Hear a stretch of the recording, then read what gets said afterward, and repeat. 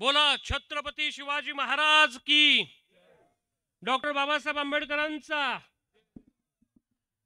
सन्मान्य विचारपीठ, देवगड शहर समिती तथा संविधानिक विचारमंच देवगड यांच्या वतीनं आयोजित केलेल्या आजच्या व्याख्यानमालेसाठी उपस्थित असणारे आदरणीय के.एच. कदम सर, आदरणीय दिलीप कदम सर, आदरणीय साळवे सर, आदरणीय पुरळकर, आदरणीय साळुंके सर, आदरणीय भालचंद्र मुंबरकर सर, आदरणीय शिरसाट सर, आदरणीय वानखेडे सर, कुर्लीकर सर, या संयोजन समितीचे सर्व सदस्य, वडीलधारी मंडळी, माता, बंधू, भगिनी, पत्रकार, छायाचित्रकार, माझे तरुण मित्र आणि आपण सर्व सज्जन आणि सृजन हो. डॉक्टर बाबासाहेब आंबेडकरांच्या 133व्या जयंतीच्या निमित्तानं शिव फुले शाहू आंबेडकरांच्या विचारांचं झालं काय आणि आमच्या हाती आलं काय या विषयावरती वैचारिक प्रबोधन करण्यासाठी आज देवगडच्या संविधानिक विचार मंचनं मला या ठिकाणी आमंत्रित केलं. त्याबद्दल मी आपल्या सगळ्यांचं पहिल्यांदा आभार मानतो आणि या आयोजन समितीचा आपण जोरात टाळ्या वाजवून कौतुक करूया. टाळ्या वाजवायला कंजूशी करू नका, कारण टाळ्यांच्यावरती महाराष्ट्रात अजून टॅक्स लावलेला नाही. आदरणीय अशोक जाधव सर यांना विनंती आहे आपण विचार मंचकावर स्थानापन्न व्हावं. मध्ये आता डिस्टर्ब करू. माझी उभारलेल्या तरुण मित्रांना सुद्धा विनंती आहे. माझा बघायचा कार्यक्रम 12 वर्षापूर्वी झालेला आहे. आजचा ऐकायचा कार्यक्रम आहे, त्यामुळे जिथं जागा मिळेल तिथं बसून घ्या. मी मोजून 40 मिनिटं, आचारसंहिता आहे, त्या नियमांचं आपल्याला सगळ्यांना पालन करायचं आहे. तुमच्या डोक्याची शीर ताणेल इतकं मी निश्चितपणे आजच्या कार्यक्रमात बोलणार नाही, पण तुम्हाला विचार आणि चिंतन करायचं विचार मात्र आज आपल्या सगळ्यांच्या समोर मांडणार आहे. बंधू आणि भगिनींनो, जगाला भूगोल आहे, महाराष्ट्राला इतिहास आहे. काही लोक वेद वाचतात, काही लोक वेदना वाचतात. वेद वाचणारे लोक धार्मिक होतात, पण वेदना वाचणारे लोक मात्र फुले शाहू आंबेडकरांच्या सारखे समाजसुधारक होतात. हा आपल्या देशाचा खऱ्या अर्थाने इतिहास आहे. आणि म्हणून मी सातत्यानं या देशातल्या लोकांना सांगतो की फुले शाहू आंबेडकरांनी आम्हाला नेमकं काय दिलं आणि स्वातंत्र्याच्या 74 वर्षानंतर तुम्हाला मला नेमकं काय मिळालं याचं चिंतन आज खऱ्या अर्थानं तुमच्या माझ्यासारख्या माणसांनी करणं गरजेचं वाटतं. आणि म्हणून या विषयावरती मंथन करत असताना मला हेच आपल्या सगळ्यांच्या समोर मुद्दे ठेवायचे आहेत की पूर्वीचा भारत कसा होता, आजचा भारत कसा आहे. या देशामध्ये घटना आली, पण त्या घटनेची अंमलबजावणी होती का, आणि 21व्या शतकामध्ये या देशाला बलशाली बनवायचं असेल तर आम्हाला फुले शाहू आंबेडकर गौतम बुद्धांच्या विचारांची आवश्यकता का आहे या विषयाची मांडणी मला करणं ही सर्वात जास्त महत्त्वाची वाटते. सुरुवात करूया सम्राट अशोकांच्या पासून. ज्यावेळी या देशामध्ये धर्माच्या नावाखाली थोतांड माजलं होतं, त्यावेळी या देशामध्ये सामाजिक समता निर्माण करण्याचं काम हे सम्राट अशोकांनी केलं होतं. हा इतिहास मित्र आम्हाला खऱ्या अर्थानं विसरून चालणार नाही. त्यानंतरचा इतिहास हा छत्रपती शिवाजी महाराजांचा तुमच्या माझ्या सगळ्यांच्या समोर उभा राहतो. आणि म्हणून मी सातत्यानं या देशातल्या लोकांना हेच सांगतो की अरे तेलाशिवाय किंमत नाही समईतल्या वातीला, अरे तेलाशिवाय किंमत नाही समईतल्या वातीला, छत्रपतींशिवाय किंमत नाही महाराष्ट्राच्या मातीला. ही ताकद या महाराष्ट्राच्या मातीची आहे. आणि म्हणून खऱ्या अर्थाने या महाराष्ट्रामध्ये वैचारिक प्रबोधन करण्याचं काम या देशामध्ये 350 वर्षापूर्वी कोणी केलं असेल तर ते म्हणजे डॉक्टर छत्रपती शिवाजी महाराजांनी. आणि त्याच्यानंतर 350 वर्षानंतर जी फुले शाहू आणि आंबेडकर ही जी विचारधारा आहे ती विचारधारा या देशातल्या लोकांनी समजावून घेणं गरजेचं वाटतं. शिवाजी महाराजांचं स्वराज्य आणि डॉक्टर बाबासाहेब आंबेडकरांनी निर्माण केलेलं संविधान या दोन्ही गोष्टीकडे जेव्हा मी डोळसुरतीनं पाहतो तेव्हा या दोन्ही क्षेत्रामध्ये मला एक गोष्टी पाहायला मिळतात. एक, समता, समानता, न्याय व्यवस्था. बघा, मी जाणीवपूर्वक विधान करतोय. छत्रपती शिवाजी महाराजांनी 12 बलुतेदार, 18 अलुतेदार, सर्व जाती धर्मातल्या लोकांना घेऊन हे स्वराज्य उभा केलं. या देशाची घटना सुद्धा डॉक्टर बाबासाहेब आंबेडकरांनी सर्व जाती धर्मातल्या लोकांना सोबत घेऊन या देशाला अर्पण करण्याचं काम केलं. हेच या दोन महामानवामध्ये साम्य आहे. आणि म्हणून ते विचार मित्र हो आज आम्ही खऱ्या अर्थानं आत्मसात केले पाहिजे. आणि म्हणून हे सगळे विचार आत्मसात करायचे असतील तर नुसता जयंती साजरी करून उपयोग नाही. त्या जयंतीच्या निमित्तानं वैचारिक प्रबोधन, वैचारिक मंथन हे झालं पाहिजे. कारण आज आमच्या देशामध्ये डॉल्बीच्या तालावरती नाचणाऱ्या पावलांची संख्या वाढत आहे आणि ग्रंथालयात जाणाऱ्यांची संख्या मात्र कमी होत आहे. हे आमचं दुर्दैव आहे. विद्यालयात बसायला विद्यार्थ्यांना जागा नाही आणि मध्यालयात बसायला जागा शिल्लक नाही. हे आजच्या आमच्या राज्याचं चित्र आहे. याचं आम्हाला चिंतन करणं गरजेचं आहे. आणि हे चिंतन जर करायचं असेल तर त्यासाठी आम्ही फुले शाहू आंबेडकर हे खऱ्या अर्थानं वाचलं पाहिजे. आणि म्हणून वाचायचं असेल तर तुम्ही आम्ही आपल्या सगळ्यांनी त्या दिशेनं वाटचाल केली पाहिजे. आज या देशातलं चित्र काय आहे याच्यावरती मी फारसं भाष्य करणार नाही. आपण त्या टीव्हीतून वर्तमानपत्रातून बघतो. पण मला असं वाटतं की या देशामध्ये सामाजिक समता निर्माण करायची असेल तर पुन्हा एकदा पुरोगामी विचाराच्या महाराष्ट्राला फुले शाहू आंबेडकरांची खऱ्या अर्थानं गरज आहे. मी साधे साधे छोटे छोटे संदर्भ आपल्या सगळ्यांच्या समोर ठेवणार आहे. वेळ फार कमी आहे, मला बोलायचं खूप आहे. पण मी तुम्हाला निष्ठा काय असते याचं एक साधं उदाहरण सांगतो. एकदा छत्रपती शिवाजी महाराज गोवळकिंडीचा राजा त्या राजाला भेटायला गेले होते. आता गोवळकिंडीचा राजा म्हणजे सध्याचं हैदराबाद, पूर्वीचं भाग्यनगर. तो गोवळकिंडीचा राजा प्रचंड श्रीमंत होता. त्याच्याकडे हिरे होते, माणके होते, सोने होतं, नाणं होतं, हिरे होते, हत्ती होते, घोडे होते, प्रचंड श्रीमंत. छत्रपती शिवाजी महाराज हे आपल्यासोबत जवळपास एक 5,000चं सैन्य घेऊन त्या गोवळकिंडीच्या राजाला भेटायला गेले. गोवळकिंडीच्या राजानं सध्याचं जे चंद्रपूर आहे भद्रावतीच्या पुढे, त्या चंद्रपूरच्या बॉर्डरवरती छत्रपती शिवाजी महाराजांचं स्वागत केलं आणि महाराजांना सांगितलं, या आमच्या राज्यात आम्ही तुमचं स्वागत करतोय.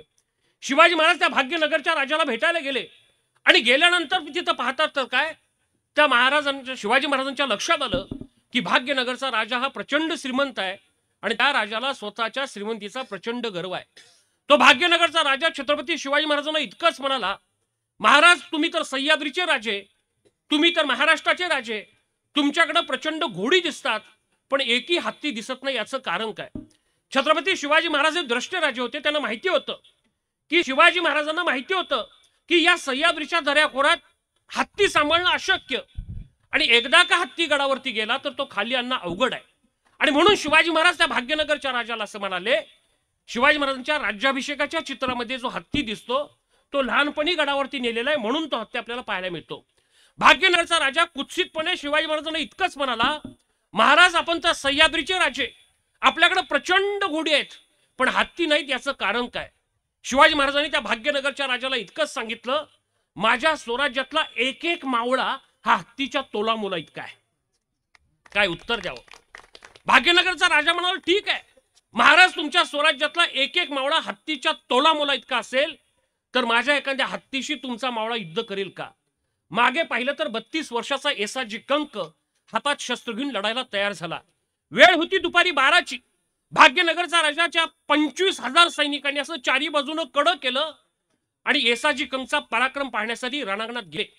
रणांगणात गेल्यानंतर येसाजी कंकनं हातात तलवार घेतली आणि तो हत्ती बरोबर लढायला तयार झाला. भाग्यनगरच्या राजाचा हत्ती म्हणजे 100 माणसांचं बळ. आजपर्यंत त्या हत्तीनं 100 लोकांना मारलं होतं. कधी पायानं, कधी सोंडेनं, कधी शेपटीनं तो हत्ती वार करायचा आणि समोरच्या योद्ध्याला नामशेष करायचा. 32 वर्षाच्या येसाजीकडे तलवार घेतली, हत्तीबरोबर लढायला तयार झाला.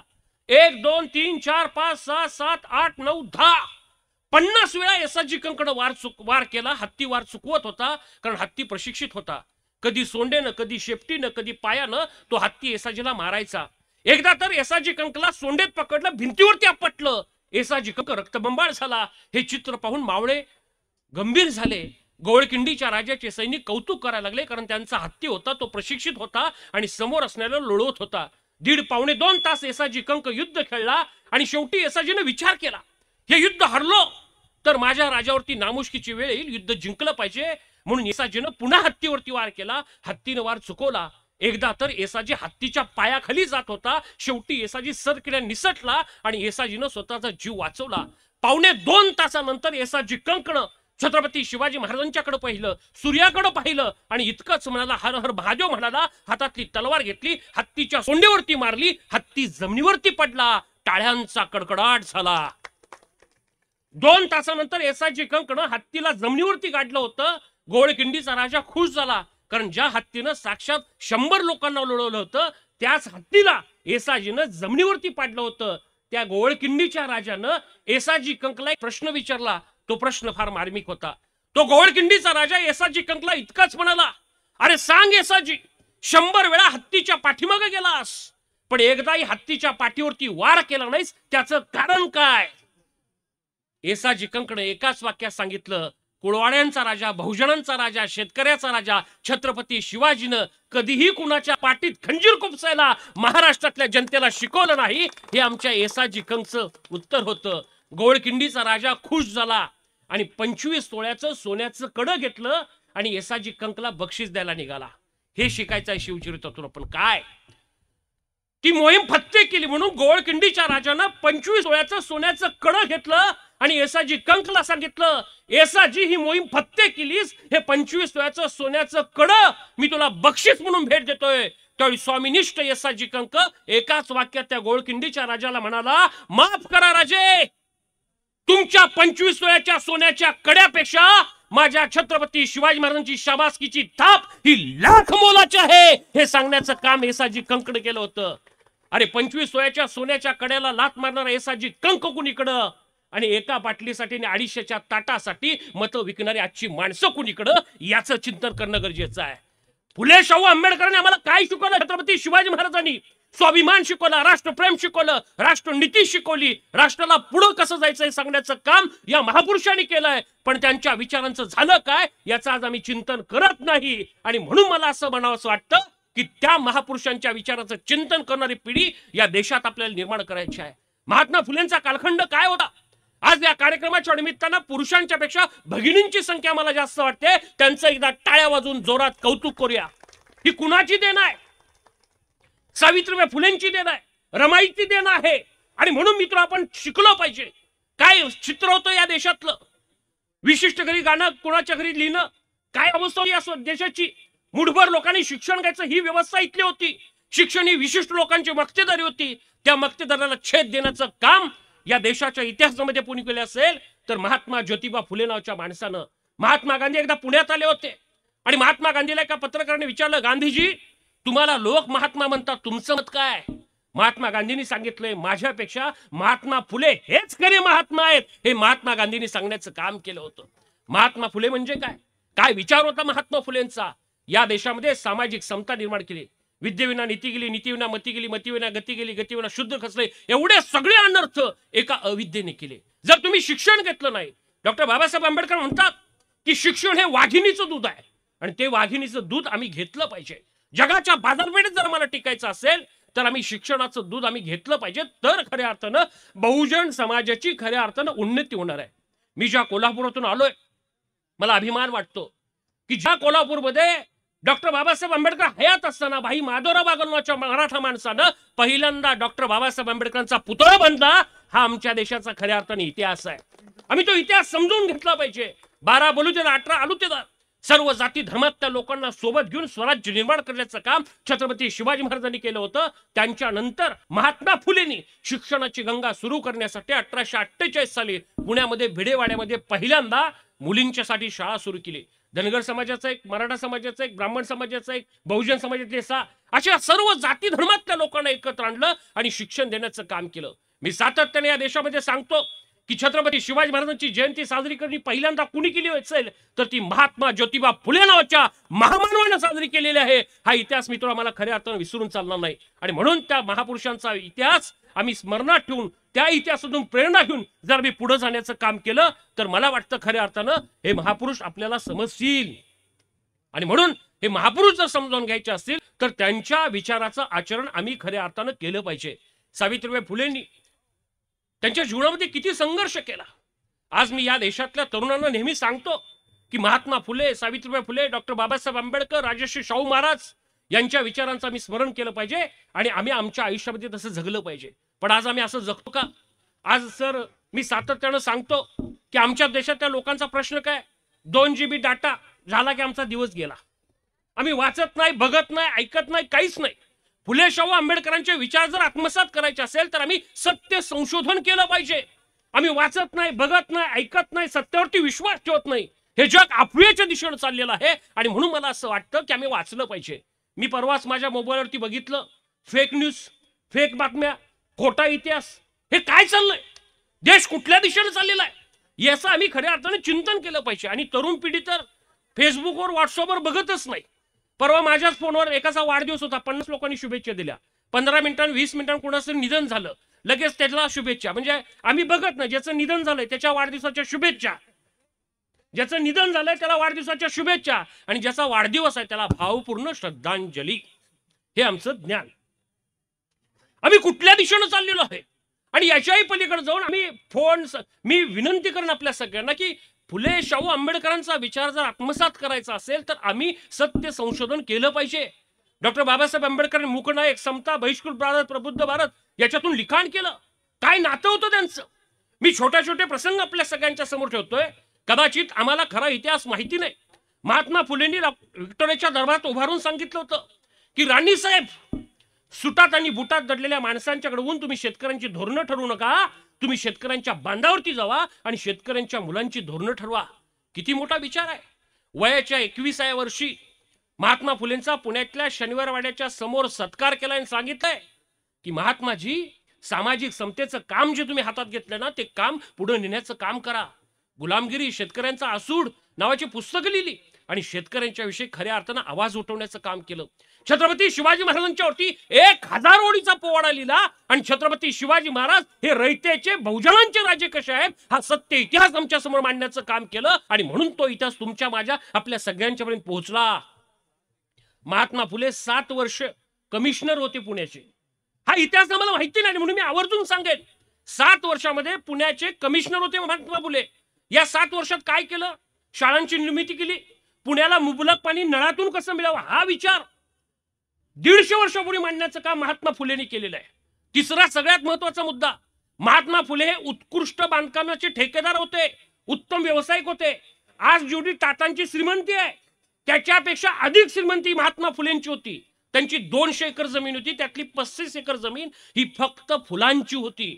इतिहास सधन कुटुंबात जन्माला आलेल्या व्यक्तिमत्वानं बहुजन समाजाच्या विकासासाठी खऱ्या अर्थानं त्याग केला आणि या देशात सामाजिक समता निर्माण केली. आपण पुण्यापासून कोल्हापूरला येत असताना कात्रजचा घाट लागतो. हा कात्रजचा घाट 2 गोष्टीसाठी प्रसिद्ध आहे. एक, शाहिस्तेखानाची बोटे छाटल्याच्या वेळी, आणि दुसरा आपण नेहमी म्हणतो आपण कात्रजचा घाट दाखवतो, पण तो बोगदा कुणी निर्माण केलाय? महात्मा फुलेंनी. आजही पुण्यामध्ये तुम्ही अनेक बांधकामं पहा, त्या बांधकामांची निर्मिती ही महात्मा फुलेंच्या कंपनीने केलेली आहे. आणि म्हणून मला असं वाटतं की या सत्यशोधक विचारांच्या व्यक्तीच्या जीवनचरित्रातून आम्ही चांगल्या गोष्टी शिकल्या पाहिजेत आणि त्या गोष्टीचं खऱ्या अर्थानं आचरण केलं पाहिजे.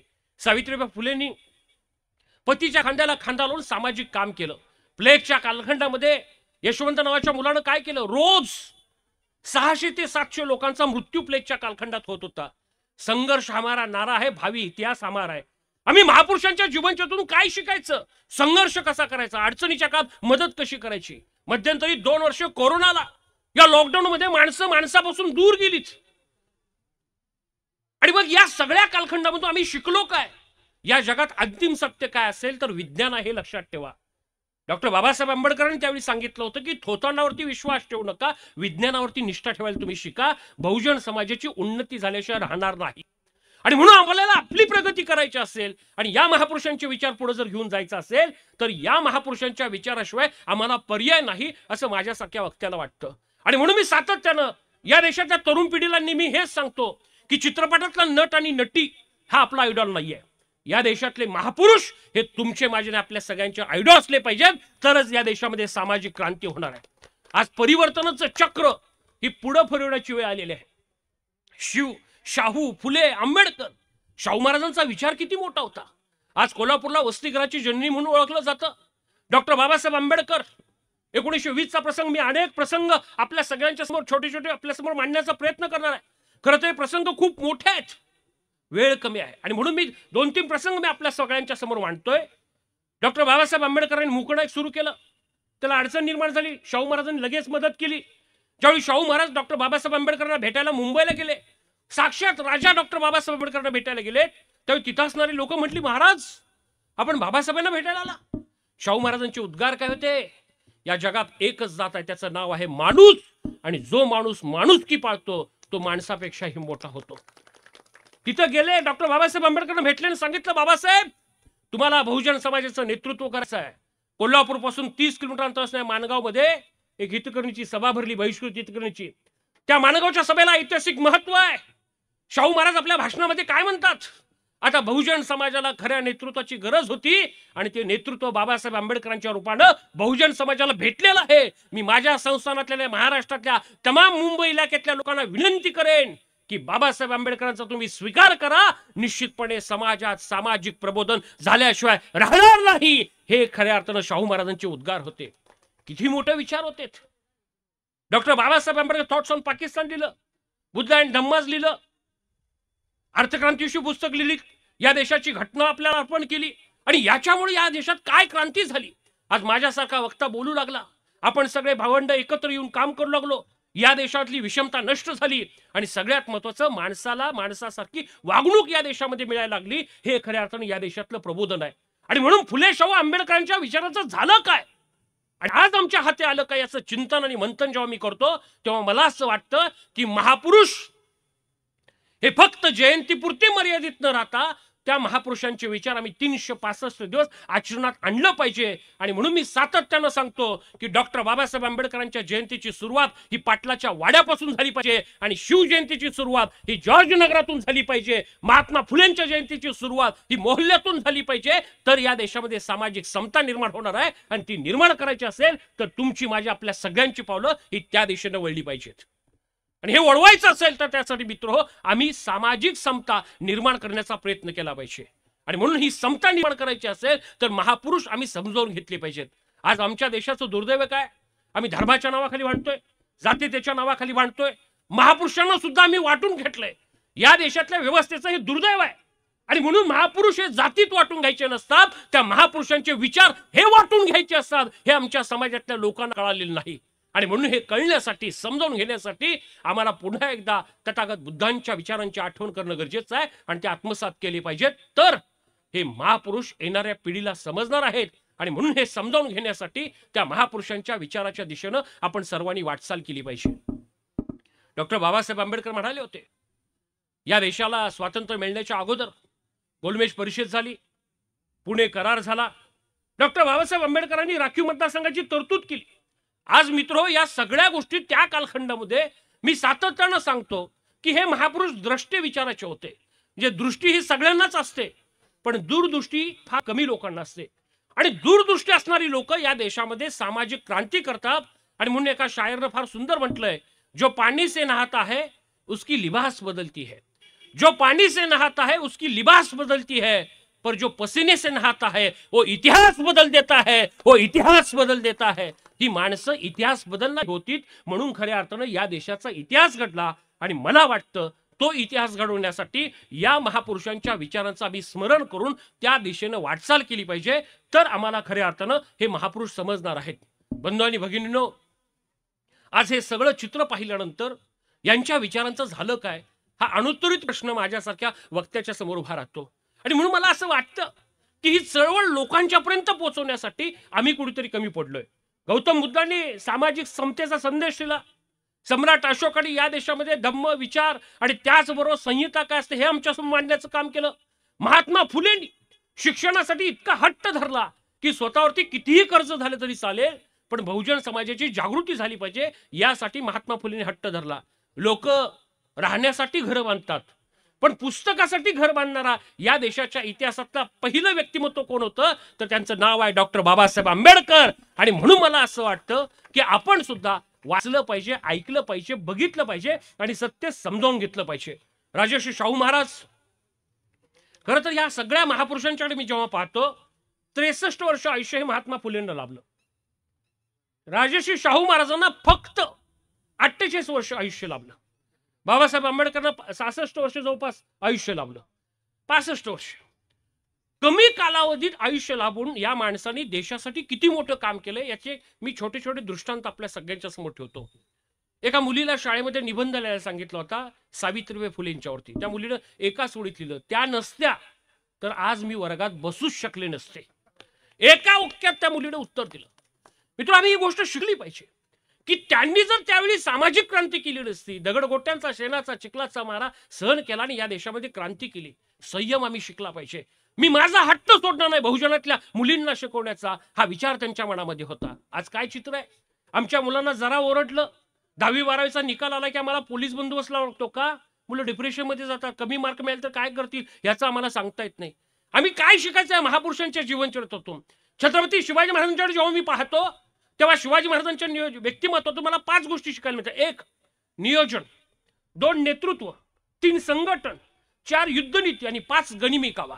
प्रत्येक व्यक्तीतून काहीतरी शिकण्यासारख्या गोष्टी येतात, आम्ही ते शिकलं पाहिजे. एका सरदाराचा मुलगा छत्रपती होतो, राज्य छोटा असावं पण ते स्वतःच असावं हा विचार छत्रपती शिवाजी महाराजांनी मांडला. गनिमी कावा, गनिम म्हणजे शत्रू आणि शत्रूच्यावरती टाकला जाणारा डाव म्हणजे गनिमी कावा आणि ह्या गनिमी कावा यशस्वी करून अवघ्या हिंदुस्थानावरती राज्य करण्याचं काम छत्रपती शिवाजी महाराजांनी केलेलं आहे. मी सातत्याने या देशातल्या लोकांना सांगतो की आज मराठी लोकांना दिल्लीचं तख्त जिंकावं असं वाटतं, पण दिल्लीच्या तख्तावरती लाथ मारणारा पहिला मराठी माणूस कोण होता? छत्रपती शिवाजी महाराज. हलक्या दर्जाची वागणूक दिली म्हणून दिल्लीच्या तख्तावरती लाथ मारली. डॉक्टर बाबासाहेब आंबेडकरांचं मला कौतुक वाटतं. या देशात जर हे कायदे बहुजनांचे नसतील, या देशाची संसद जर बहुजनांच्यासाठी कार्य करत नसेल तर मी माझ्या पदाचा राजीनामा देतो असं ठणकावून डॉक्टर बाबासाहेब आंबेडकरांनी सांगितलं आणि ते केलं सुद्धा. बोले तैसा चाले, जसं बोलतात तसं वागत होते म्हणून हे महापुरुष आमच्या स्मरणात राहतात. आज आम्ही असं वागतो का? आज आम्ही सकाळी एक बोलतोय, दुपारी एक बोलतोय, संध्याकाळी एक बोलतोय. राजकारणात तर ह्याच्याही पेक्षा वेगळी वाईट अवस्था आहे. साहेब सकाळी त्या पक्षात असतील पण संध्याकाळी ह्या पक्षात असतील याची आम्ही शाश्वती देऊ शकत नाही. कारण का? आम्ही आमच्यातली विश्वासार्हता संपवली. आणि म्हणून ही विश्वासार्हता का संपली? आम्हाला खरी लोकशाही समजली नाही. डॉक्टर बाबासाहेब आंबेडकरांना लोकशाही कुठली अभिप्रेत होती? दर 5 वर्षांनी डाव्या बोटाच्या मधल्या बोटाला जी शाही लागते ती खऱ्या अर्थानं लोकशाही आहे. ती लोकशाही आम्हाला आमच्या देशात आम्हाला निर्माण करणं गरजेचं आहे. संविधान आणि घटना या देशात तिचं सक्षमीकरण करणं हे तुमचं माझं आपल्या सगळ्यांचं काम आहे. डॉक्टर बाबासाहेब आंबेडकर काय म्हणाले होते? या देशातली घटना या देशातल्या लोकांचं रक्षण करेल. देश स्वतंत्र झाला, मला तो प्रसंग खूप आवडतो. 15 ऑगस्ट 1947 ला स्वातंत्र्य मिळालं आणि बाबासाहेब आंबेडकरांच्या चेहऱ्यावरती हास्य आलं. बाबासाहेब असा अभिमान येत होता आणि बाबासाहेब आंबेडकरांच्या एका सहकार्याने विचारलं, बाबासाहेबजी तुमच्या चेहऱ्यावरती आज हास्य एवढं काय येतंय?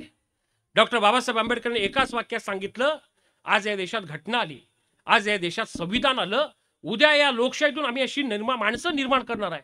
काय विधान होतं डॉक्टर बाबासाहेब आंबेडकरांचं? या देशातल्या लोकशाहीचा राजा हा राणीच्या पोटातून येणार नाही, तो मताच्या पेटीतून येणार, हे डॉक्टर बाबासाहेब आंबेडकरांचं विधान होतं. म्हणजे सामान्यातल्या सामान्य माणसाला न्याय मिळणार, सामान्यातला सामान्य माणूस या देशातल्या लोकांचं प्रतिनिधित्व करणार, ही डॉक्टर बाबासाहेब आंबेडकरांची भूमिका होती. आणि हीच लोकशाही खऱ्या अर्थानं डॉक्टर बाबासाहेब आंबेडकरांना अभिप्रेत होती. आज तुमची माझी आपल्या सगळ्यांची जबाबदारी आहे ते संविधान टिकवणं, ती घटना टिकवणं आणि सगळ्यात महत्त्वाचं त्याच लोकशाहीचं रक्षण करणं ही तुमची माझी आणि आपल्या सगळ्यांची जबाबदारी आहे असं माझ्यासारख्या वक्त्याला वाटतं. फुले, शाहू, आंबेडकर यांचे विचार काय होते? या देशात समता निर्माण करणं, या देशात ऐक्य निर्माण करणं, या देशातल्या लोकांना एका छताखाली आणणं हे यांचे विचार होते. मित्रहो, ऑलिम्पिकमध्ये खेळ आहे. एक माणूस हातात काठी घेतो, तो दुसऱ्याच्या हातात देतो, दुसरा तिसऱ्याच्या, तिसरा चौथ्याच्या हातात देतो आणि ती रिले नावाची शर्यत पूर्ण होते. मला वाटतं फुले, शाहू, आंबेडकरांनी ती विचारांची पताका फुलेंनी शाहू महाराजांच्याकडे दिली, शाहू महाराजांनी डॉक्टर बाबासाहेब आंबेडकरांच्याकडे दिली. आता ती जबाबदारी आहे या देशातल्या संविधानाचं रक्षण करणाऱ्या तुमच्या माझ्यासारख्या नागरिकांची. आता ती पताका आम्ही आमच्या खांद्यावरती घेतली पाहिजे आणि या देशाचं संविधान, या देशातली घटना सक्षम करणं ही आपल्या सगळ्यांची जबाबदारी आहे. आज देश बदलत चाललाय, माणसांचे स्वभाव सुद्धा बदलत चाललेत. मी नेहमी सांगतो, आज माणसं कसे आहेत? पेरू विकत घेताना गोड घेतात पण खाताना मीठ लावून खातात. हा माणसाचा स्वभाव आहे. आणि म्हणून मला असं वाटतं की या स्वभावाला उत्तर काय? तुमच्या जगण्याच्या दिशा ठरल्या पाहिजेत, तुमच्यातला स्वाभिमान जागा झाला पाहिजे. मी निवडणुकीच्या वेळी मत विकणार नाही, तर योग्य पक्षातील योग्य उमेदवाराला मी माझं मतदान करणार, ही तुमची भूमिका पाहिजे. या देशामध्ये फुले, शाहू, आंबेडकरांनी आम्हाला काय सांगितलंय? स्वाभिमान, आत्मविश्वास, निर्भर बना, संविधानाचं रक्षण करा आणि माणूस म्हणून जगा, ह्याच गोष्टी आम्हाला सांगितल्यात. आणि त्या गोष्टीची अंमलबजावणी आम्ही जोपर्यंत करणार नाही तोपर्यंत आम्हाला हे महापुरुष समजणार नाही. आणि म्हणून हे महापुरुष जर समजून घ्यायचे असतील तर त्यांचे विचार आम्ही आत्मसात केले पाहिजे. शाहू महाराजांनी संस्थानामध्ये 1902 साली एक ऐतिहासिक निर्णय घेतला. काय घेतला? सक्तीचं आणि मोफत शिक्षण. सर आज काय चित्र आहे? कॉन्व्हेंटच्या शाळेला लाखांची फी, मुलं शाळेत येत नाहीत म्हणून मुलाला दंड, आणि मुलगाला शाळेत पाठवत नाही मुलाच्या वडिलांना दंड करण्याचं काम केलं. मग महाराजांच्या लक्षात आलं की आपण शक्कल लढू, आपण एक युक्ती करू. जो पालक मुलाला शाळेत पाठवेल त्या मुलाच्या वडिलाला स्कॉलरशिप दिल्या आणि मग त्या मुलांना शाळेत आणण्याचं काम हे शाहू महाराजांनी केलंय. स्वर्गीय यशवंतराव चव्हाण साहेबांनी एक पाठ लिहिला होता, मोठ्या दिलाचा राजा शाहू महाराज. बहुजनाच्या मुलीच्या लग्नाच्यासाठी स्वतःचा माहूत देणारा हा राजा होता. याच्याही पलीकडे जाऊन या देशात सामाजिक समता निर्माण करण्यासाठी या देशातल्या विचारवंतांना एकत्र आणण्याचं काम शाहू महाराजांनी केलं होतं. आजही कोल्हापूरच्या दसरा चौकामध्ये गेल्यानंतर गंगाराम मेमाजी कांबळे नावाच्या ग्रस्ताला चहाचा गाडा टाकून दिला. स्वतः शाहू महाराज त्या ठिकाणी चहा प्यायला गेले आणि या देशातली विषमता नष्ट करण्याचं काम या मोठ्या दिलाच्या राजाने केलं होतं. हा आमच्या महाराष्ट्राचा खऱ्या अर्थाने इतिहास आहे. आणि म्हणून फुले शाहू आंबेडकरांच्या विचारातून काय शिकायचं? मदत करा. पुण्यामध्ये गेल्यानंतर बालगंधर्व दिसतात, पण तुम्हाला हा प्रसंग माहिती आहे का? बालगंधर्व वयाच्या 9व्या-10व्या वर्षी एकदा कोल्हापूरमध्ये कार्यक्रमाच्या निमित्तानं आले होते आणि ते पेटी वाजवत होते, थोडंसं गात होते. गात असताना ते डाव्या बाजूने असे गात होते, असे हा कान पुढं करायचे आणि ते पेटी वगैरे वाजवत होते. कार्यक्रम संपल्यानंतर शाहू महाराज म्हणाले त्या मुलाला बोलवून घ्या. बोलवून घेतलं, विचारलं महाराजांनी, अरे वा छान गातोस. तो मुलगा थोडा घाबरला होता, कारण साक्षात राजाने त्याला बोलवलं होतं, शाहू महाराजांनी बोलवलं होतं. तो मुलगा थोडासा घाबरला. महाराज म्हणाले, तू गातोस आणि वाजवतोस सुंदर, पण मला सांग, तुला एका कानानं ऐकू येत नाही का? तो म्हणाला, होय साहेब. इतक्या वर्षात कुणाला कळलं नाही, तुमच्या लक्षात कसं काय आलं? महाराज म्हणाले, मी राजा आहे, माझ्याकडे भविष्य सांगायला कानपाडीत मारतो म्हणले मी, आणि त्याला त्याचं भविष्य माहित नाही याची जाणीव मी करून देतो म्हणले. मग महाराज त्याच्या जवळ गेले, त्याला 100 रुपये दिले आणि सांगितलं, मिरजेच्या वायलेन्स हॉस्पिटलमध्ये जावा आणि स्वतःच्या कानावरती उपचार करा. त्या 10 वर्षाच्या मुलानं स्वतःच्या कानावरती उपचार केले आणि तो मुलगा पुढे जाऊन बालगंधर्व झाला. म्हणजे एका बालगंधर्वला मोठं करण्याचं काम शाहू महाराजांनी केलेलं आहे. हा इतिहास आम्हाला खऱ्या अर्थानं विसरून चालणार नाही. ही माणसं मोठी का होती? मराठीत एक म्हण आहे, शेतावरून भाताची परीक्षा. म्हणजे छोट्या गोष्टीतून माणसाला ओळखण्याची ताकद या महापुरुषांच्याकडे होती, म्हणून खऱ्या अर्थानं या महाराष्ट्राचा इतिहास घडला. मला असं वाटतं की आपल्याकडे सुद्धा अशी परोपकाराची भावना पाहिजे. वर्गणी मागायला आलाय म्हणून घराचा दरवाजा लावायचा नाही. मागच्या वर्षी 500 दिली, पुढच्या वर्षी 1000 दिन, हा सहभाग आपल्याकडे असला पाहिजे, तर खऱ्या अर्थानं विचार समजणार आहेत. महापुरुष समजायचे असतील, समजून घ्यायचे असतील, तर त्यांचे विचार ऐकले पाहिजेत. आणि म्हणून मी सातत्यानं या देशातल्या लोकांना हेच सांगतो की बंधू आणि भगिनींनो, क्रांती हे एका दिवसात होत नाही. ती क्रांती करण्यासाठी चळवळीची निर्माण व्हावी लागते. आणि म्हणून मला असं वाटतं ती चळवळीची भावना निर्माण करायची असेल तर लोकांनी एकत्र आलं पाहिजे, एकसंघ राहिलं पाहिजे. शाहू महाराज नेहमी सांगायचे की गवताच्या एका काडीला कुणी तोडू शकतं, पण त्याचं बिंड्यात जेव्हा रूपांतर होतं तेव्हा हत्तीला लढवण्याचं सामर्थ्य त्या गवताच्या काडीत असतं. मला वाटतं बहुजन समाजातल्या लोकांनी आता एकत्र आलं पाहिजे, एकसंघ राहिलं पाहिजे, विचाराचं आदान प्रदान केलं पाहिजे, आम्ही विज्ञानवादी झालं पाहिजे आणि सगळ्यात महत्वाचं सत्य गोष्टीवरती विश्वास ठेवण्याचं काम जर आम्ही केलं तर मला वाटतं खऱ्या अर्थानं फुले शाहू आंबेडकर यांचे विचार हे खऱ्या अर्थानं आम्हाला समजतील. मित्रांनो, एखादा कंदील असतो, त्या कंदिलावरती जर काजळी आली तर याचा अर्थ असा होत नाही तो कंदील प्रकाश द्यायचा नष्ट झाला. गरज आहे फक्त रुमाल घ्यायचा आणि ती काजळी पुसून टाकायची. तसे आमच्या सगळ्यांच्या डोळ्यावरती एक काजळी आलेली आहे, एक मरगळ आलेली आहे. मी एकटा काय करू शकतो? आपण एकटे बरंच काय करू शकतो. क्रांती करू शकतो, परिवर्तन करू शकतो. महात्मा फुलेंनी ज्यावेळी गुलामगिरी नावाचा ग्रंथ लिहिला त्यावेळी तो अर्पण कुणाला केलाय? महात्मा फुलेंनी इथला नाही विचार केला. महात्मा फुलेंनी विचार केला अमेरिकेतल्या श्वेतवर्णीय लोकांचा विचार केलाय आणि ते गुलामगिरी पुस्तक कुणाला अर्पण केलंय? गुलामगिरीच्या विरुद्ध लढणाऱ्या लोकांना ते पुस्तक अर्पण करण्याचं काम महात्मा फुलेंनी केलेलं आहे. आणि म्हणून तो विचार हा तुमच्या माझ्या आपल्या सगळ्यांच्या अंतःकरणात असला पाहिजे. आम्ही विचार पॉझिटिव्ह केला पाहिजे, सकारात्मक विचार केला पाहिजे. महापुरुषाच्या जीवनचरित्रातून काय शिकायचं? तडजोड करायची नाही, संघर्ष करायचा.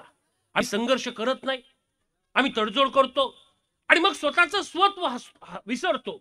आणि म्हणून मी नेहमी सांगतो की मेंढ्यांच्या कळपात राहणारा वाघ हा वाघ असूच शकत नाही, कारण त्याचा सहवास हा चुकीच्या व्यक्तींच्या बरोबर असतो. तसं तुमचं माझं आपल्या सगळ्यांचं झालेलं आहे. आपला सहवास, आपल्यावरती पगडा हा एका विशिष्ट चुकीच्या वर्गाचा होत आहे, याचं चिंतन आजच्या पिढीनं करणं गरजेचं आहे. तर खऱ्या अर्थानं आम्हाला फुले शाहू आंबेडकर हे महामानव खऱ्या अर्थानं समजणार आहेत. आणि म्हणून हे समजून घ्यायचे असेल तर तुमची माझ्या आपल्या सगळ्यांची भूमिका इतकीच पाहिजे. सत्य संशोधन केलं पाहिजे, सत्य विचारावरती विश्वास ठेवला पाहिजे, विज्ञानवादाच्या विचाराचा आदर्श घेतला पाहिजे. आणि सगळ्यात महत्वाचं, ज्या महामानवाची आज आपण जयंती साजरी करतोय त्या डॉक्टर बाबासाहेब आंबेडकरांचे विचार हे आम्ही आत्मसात केले पाहिजे. मी सातत्याने या देशातल्या लोकांना हेच सांगतो की खिशात गांधी पाहिजे, मनगटात छत्रपती शिवरायांचे विचार पाहिजेत आणि डोक्यात डॉक्टर बाबासाहेब आंबेडकर पाहिजेत.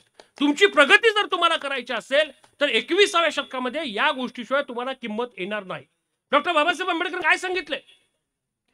8 तासाची जो कामाचा वेळ झाला तो डॉक्टर बाबासाहेब आंबेडकरांच्यामुळे झाला. कामगारांना सुट्टी कुणामुळे मिळाली? डॉक्टर बाबासाहेब आंबेडकरांच्यामुळे. महिला मुख्य प्रवाह समाजाच्या आल्या त्या कुणामुळं? डॉक्टर बाबासाहेब आंबेडकरांच्यामुळं. या देशामध्ये अर्थनीती आणि भारताला आर्थिक मजबूत कोणी करण्याचं काम केलंय ते डॉक्टर बाबासाहेब आंबेडकरांनी. पंजाबमध्ये म्हणलेलं भातकरा नांगरा धरणाच्या पासून इथल्या शेतीचं इथल्या पाण्याचं नियोजन झालं पाहिजे हा विचार कोणाचा आहे? डॉक्टर बाबासाहेब आंबेडकरांचा. आपण म्हणतो नेहरूने या देशाची घडी बसवली, होय बसवली, पण ती घडी बसवण्यासाठी त्यांच्या खांद्याला खांदा लावून सक्षमपणे भारत उभा करण्याचं काम कोणी केलं होतं तर डॉक्टर बाबासाहेब आंबेडकरांनी. हा इतिहास मित्र आम्हाला विसरून चालणार नाही. आणि म्हणून माझी आपल्या सगळ्यांना विनंती आहे, या महापुरुषांची जयंती साजरी करत असताना त्यांच्या विचारांचं विस्मरण होऊ नये याची काळजी प्रत्येकाने घेतली पाहिजे.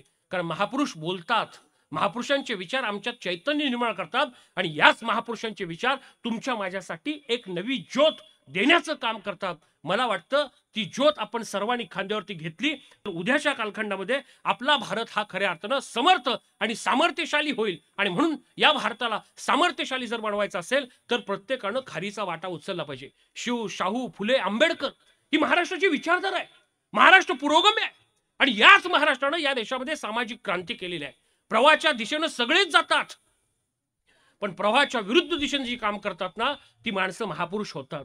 मला वाटतं आपल्याला असेच महापुरुष उद्याच्या काळात निर्माण करायचे आहेत. आणि म्हणून आजच्या कार्यक्रमाच्या निमित्तानं उपस्थित असणाऱ्या माता बंधू भगिनींना मी इतकीच विनंती करणार आहे की मित्रहो, मला संस्कृतच्या प्रचलित सुभाषितापेक्षा तुकारामाचे अभंग बरे वाटतात.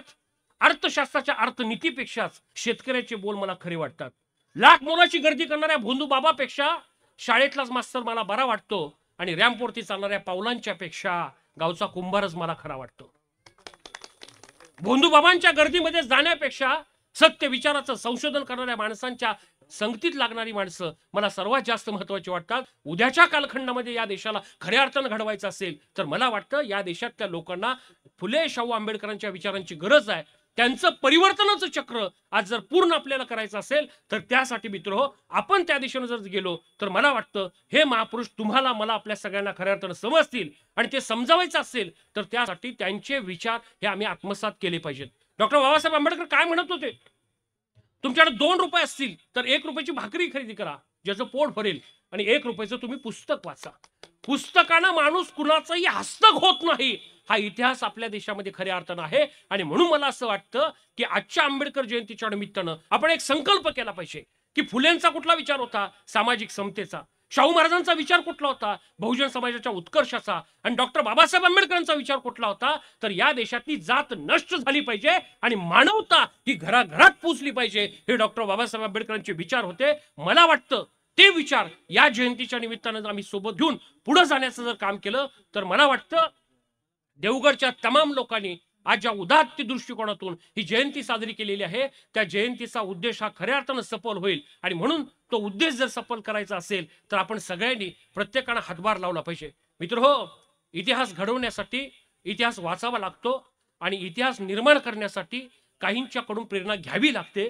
हे महापुरुष हे आम्हाला प्रेरणा देणारे होते, आमच्या चैतन्य निर्माण करणारे होते. आणि सर्वात महत्वाचं जी समाजात मरगळ आली होती, मी नेहमी सांगतो शाहू महाराजांनी महात्मा फुलेंना पाहिलं नव्हतं, डॉक्टर बाबासाहेब आंबेडकरांनी महात्मा फुलेंना पाहिलं नव्हतं, पण त्यांचं कार्य हे पुस्तकाच्या रूपानं, मौखिक रूपानं, इतिहासाच्या रूपानं, क्रांतीच्या रूपानं या सगळ्यांच्यापर्यंत पोहोचलं होतं. या तिन्ही महापुरुषांना आम्ही पाहिलेलं नाही, पण त्यांचा इतिहास हा पराक्रमाचा आहे, त्यांचा इतिहास हा कर्तृत्वाचा आहे. म्हणून तुमच्या माझ्या आपल्या सगळ्यांच्या समोर आलेला आहे. मला वाटतं त्यांच्या जयंतीच्या निमित्तानं जर आम्ही एक गोष्ट सोबत घेतली की यांच्या विचारांचं विस्मरण हे बहुजन समाजाला होणार नाही याची खबरदारी जर प्रत्येकाने घेतली तर मला वाटतं फुले शाहू आंबेडकर हे लोकांच्या मनात पुन्हा एकदा पोहोचतील आणि त्याच्यातून या देशामध्ये खऱ्या अर्थानं क्रांती होईल असं मला वाटतं.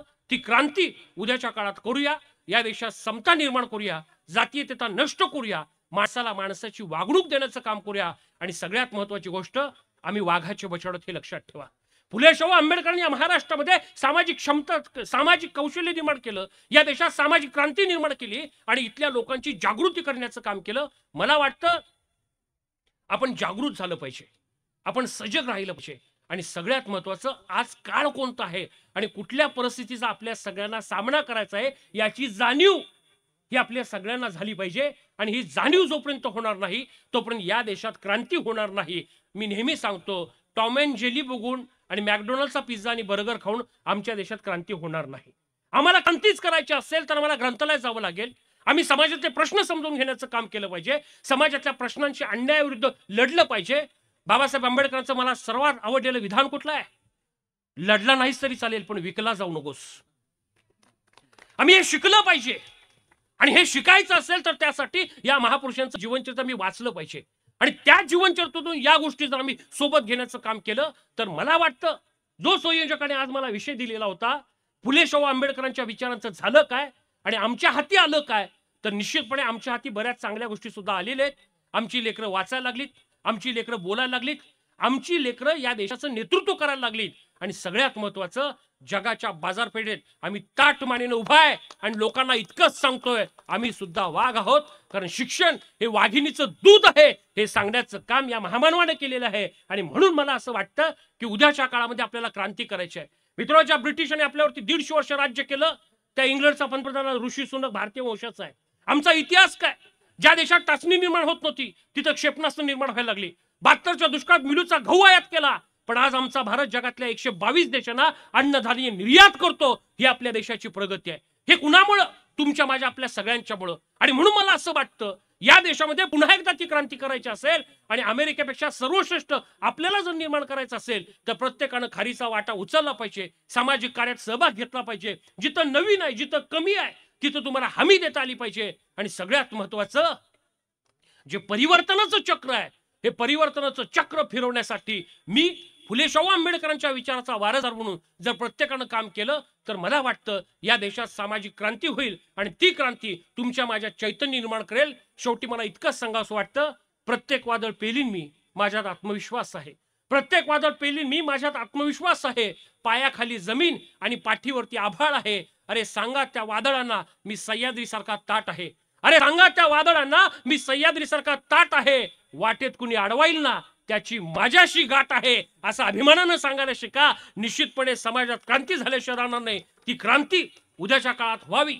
फुले शाहू आंबेडकरांचे विचार आपल्या सगळ्यांना समजावे, अशीच अपेक्षा आजच्या कार्यक्रमाच्या निमित्तानं मी व्यक्त करतो. बोलायचं खूप होतं, आचारसंहिता आहे, नियमांचं पालन केलं पाहिजे, ही घटना आपल्याला शिकवते. आणि म्हणून मी जसं बोलतो तसं वागण्याचा प्रयत्न करतो. आणि म्हणून शेवटी भाषणाचा शेवट करताना मी आपल्या सगळ्यांना इतकीच विनंती करणार आहे. मित्र हो, काळ बदलत चाललाय, देश वेगळ्या दिशेनं चाललेला आहे. देशातल्या प्रवृत्ती विरुद्ध आणि परकीय प्रवृत्ती विरुद्ध लढण्यासाठी पुन्हा एकदा या देशाला फुले शाहू आंबेडकरांच्या विचाराशिवाय पर्याय नाही, असं माझ्यासारख्या वक्त्याला वाटतं. गुलाम म्हणून आपल्याला जगायचं नाही, स्वाभिमानी माणूस म्हणून आपल्याला लढायचं आहे. हे इथं आलेल्या प्रत्येक माणसानं लक्षात ठेवलं तर मला वाटतं फुले शाहू आंबेडकर आपल्या सगळ्यांना समजतील. आणि ते समजावून घेऊन उद्याच्या काळात क्रांती करण्यासाठी आपण फक्त इतकंच काम करूया, त्यांच्या विचारांना तिलांजली मिळणार नाही, त्यांचे विचार आपल्यामुळे पराभूत होणार नाही, याची काळजी जर या देशातल्या सुजाण नागरिकांनी घेतली तर मला वाटतं फुले शाहू आंबेडकरांच्या विचारातून पुन्हा एकदा महाराष्ट्र घडेल. आणि या सह्याद्रीच्या दऱ्याखोऱ्यातून पुन्हा एकदा सामाजिक समतेची पताका दिसेल. पुन्हा एकदा शाहू महाराजांचे सामाजिक समतेचे विचार या देशातल्या लोकांना दिसतील. आणि ज्या महामानवानं या देशाला घटना देण्याचं काम केलं, ज्याच्यामुळे आपण बोलू शकतो, ऐकू शकतो, लिहू शकतो, त्या महामानवांचे विचार आपण सोबत घेऊन जर जगण्याचं काम केलं ना, तर निश्चितपणे या देशात एक नवा बदल होईल. आणि त्या बदलातून खऱ्या अर्थानं शिवबा फुलेंच्या विचारांचे माणसं निर्माण होतील. आणि ती लोकांना इतकंच सांगतील, आमच्या महापुरुषांनी आमच्या खांद्यावरती विचारांची पताका दिलेली आहे, तीच पताका घेऊन या देशात मी वावरण्याचं काम करतो. निश्चितपणे जसं पंढरपूरच्या वारीला वारकरी येतात निस्वार्थी भावनेनं, तसं या संविधानिक विचाराच्या खऱ्या अर्थानं सामाजिक समतेच्या वारीला अनेक माणसं येतील. आणि ते इतकंच म्हणतील, मी शिवबाचा वारसदार, मी महात्माचा वारसदार, मी रमाईचा वारसदार, मी जिजाऊचा वारसदार, मी फुले शाहू आंबेडकरांचा वारसदार, हे अभिमानानं सांगतील. आणि तेच वारसदार उद्याच्या काळात आपण सगळ्यांनी निर्माण करावे, अशीच अपेक्षा आजच्या कार्यक्रमाच्या निमित्तानं व्यक्त करतो. आणि आपल्या सर्वांना एक विनंती करतो, सर्वांनी उजवात वरती करायचा. उजवात. परवा मी पुण्यात गेलो, एकानं अर्धाच केलता. मी विचारलं असं का? तो म्हणाला गर्दीत खपलं तर खपलं, आपल्याला खपवायच नाही. चला सगळ्यांनी वरती हात करा. वरती म्हणा, मी फुले शाहू आंबेडकर शिवरायांच्या विचाराचे आचरण करेन. मी डॉल्बीच्या तालावर नाचणार नाही. मी मद्यालयात जाणार नाही. मी विद्यालय, ग्रंथालय याच्यामध्ये जाऊन स्वतःची, कुटुंबाची, समाजाची प्रगती करेन. मी संविधान सोबत घेऊन माझे आयुष्य जगेन. मी घटनेचा सन्मान करेन. मी समर्थ भारत घडवेन. बोला छत्रपती शिवाजी महाराज की. आपण मला या कार्यक्रमाच्या निमित्तानं बोलवलं आणि तासभर सहन केलं त्याबद्दल आपल्या सगळ्यांचा आभार मानतो आणि भाषण संपवतो. नमस्कार, हा धन्यवाद.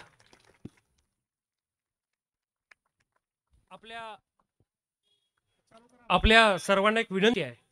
गेल्या 25 वर्षामध्ये मी महाराष्ट्रात आणि देशभर लोकांचं वैचारिक प्रबोधन करतो. देशभर मी महाराष्ट्रावर 550हून अधिक वक्तृत्व स्पर्धा, वादविवाद स्पर्धा जिंकलेल्या आहेत आणि या स्पर्धेमध्ये आलेला अनुभव आणि भाषणांचं पुस्तक मी सुलभ शालेय भाषण आणि ते बिनधास्त बोला सभा जिंका अशी 2 पुस्तकं, मी एकूण 10 पुस्तकं लिहिलेले आहेत. पण आजच्या कार्यक्रमाच्या निमित्तानं भाषण कसं करावं, व्यक्तिमत्व कसं असावं, महापुरुषांची जीवनचरित्र या पुस्तकांच्या मध्ये मी रेखाटलेली आहेत आणि आजच्या कार्यक्रमाच्या निमित्तानं ही पुस्तकं या ठिकाणी सवलतीच्या दरात उपलब्ध आहेत. हे 150 रुपयाचं पुस्तक आजच्या कार्यक्रमाच्या निमित्तानं फक्त 100 रुपयाला आणि बिनधास्त बोला नावाचं पुस्तक फक्त 100 रुपयाला आजच्या कार्यक्रमाच्या निमित्तानं उपलब्ध आहे. पुस्तकानं माणसं घडतात या विषयावरती मी ठाम आहे आणि म्हणून मला असं वाटतं की आपण या कार्यक्रमाच्या निमित्तानं हा कार्यक्रम संपल्यानंतर डाव्या बाजूला पुस्तकं उपलब्ध आहेत, समोर काही मामांच्याकडे सुद्धा पुस्तकं उपलब्ध आहेत. आपण ही पुस्तकं घ्यावी, वाचावी. ना नफा ना तोट्यावरती ही पुस्तकं मी लिहितो आणि महाराष्ट्रातल्या लोकांचं वैचारिक प्रबोधन करतो. माझी आपल्या सगळ्यांना विनंती आहे की आपण ही पुस्तकं घ्यावीत, वाचावीत आणि लोकांना भेट द्यावीत आणि पुस्तक वाचून तुम्ही तुमचं आणि समाजातल्या लोकांचं प्रबोधन करावं अशी कळकळीची विनंती या निमित्ताने मी करतो आणि माझं भाषण संपवतो. धन्यवाद.